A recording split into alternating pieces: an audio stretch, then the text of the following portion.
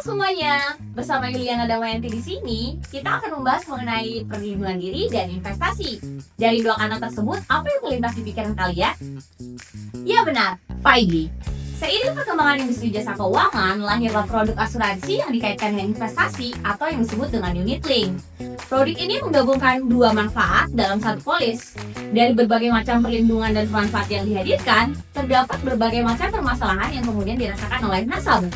Tahukah kalian, banyak sengketa asuransi unit link bukan disebabkan karena produk, tetapi karena informasi yang disampaikan kepada masyarakat menyesatkan dan keliru. Praktek ini disebut dengan mis-selling. Praktek mis-selling terjadi ketika agen asuransi memberikan informasi yang keliru, menyesatkan, dan tidak akurat terhadap informasi produk, biaya, resiko, maupun potensi keuntungan suatu produk. Akibatnya, banyak nasabah yang kemudian membeli produk yang tidak sesuai dengan kebutuhan mereka, sehingga meningkatkan pengaduan, menimbulkan resiko kerugian finansial, dan juga menurunkan kepercayaan masyarakat terhadap industri jasa asuransi di Indonesia. Pada tahun 2019, ada sebanyak 360 laporan terkait dengan unit link. Pada tahun 2021, terjadi lonjakan sebanyak 65%, sehingga potensi pengaduan menjadi 593 pengaduan. Dan juga 2,4 juta nasabah memilih untuk menutup asuransi. Terlebih daripada itu, pada tahun 2022, tepatnya 17 Januari 2022, ada 16 nasabah yang kemudian menggeruduk PT Prudential, PT Ayo Financial, dan juga PT Aksa Mandiri.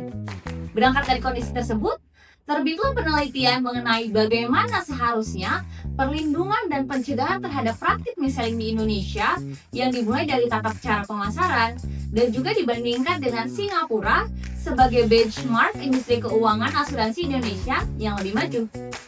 Hasil penelitian menunjukkan Indonesia memiliki berbagai kerangka regulasi untuk memberikan perlindungan terhadap pemegang polis, dimulai dari Undang-Undang Perasuransian, Undang-Undang Pengembangan Penguatan Sektor Jasa Keuangan, POJK nomor 22 tahun 2023, dan SEOJK nomor 5 tahun 2022 mengenai PID.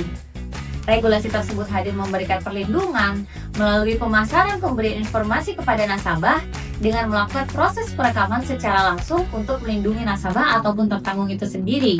Berbeda halnya dengan Singapura yang menetapkan sistem melalui Financial Advisor Act, Insurance Act, dan berbagai pedoman yang diterbitkan oleh Monetary Authority of Singapore yang dalam sistemnya tidak hanya melakukan pengawasan terhadap perusahaan asuransi melalui agen asuransi juga, yang dimana dilakukan melalui penilaian resiko kesesuaian profil nasabah dan juga sistem remunerasi agen asuransi dengan menerapkan yang namanya Balanced Scorecard Framework.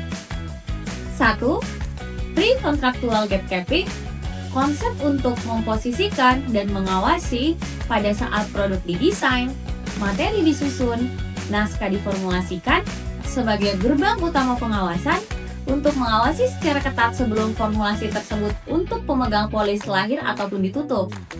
OJK wajib menempatkan pengujian pertama secara ketat melalui pengujian kepatuhan terhadap naskah promosi, materi yang akan dipromosikan, dan juga jalur pendistribusian sebagai objek penguji pertama untuk disebarluaskan kepada pasar masyarakat. 2. Formulasi mystery shopping yang bisa dioperasikan secara langsung secara faktual pada saat pemasaran tersebut berlangsung secara tatap muka ataupun secara langsung eye to eye. Ketiga, atau yang terakhir, konsep early warning system.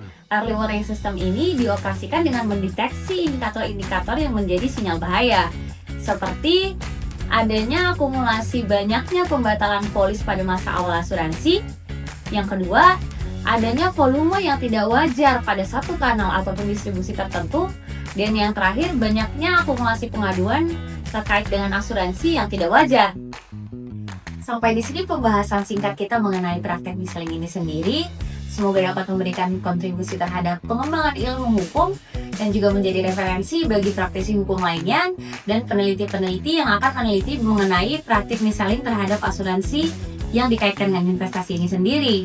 Ingat, perlindungan terhadap nasabah ataupun pemegang polis tidak hanya cukup dengan regulasi, akan tetapi diperlukan pengawasan ketat agar pencegahan terhadap mis-selling ini sendiri dapat berlangsung dan dapat dicegah dengan baik.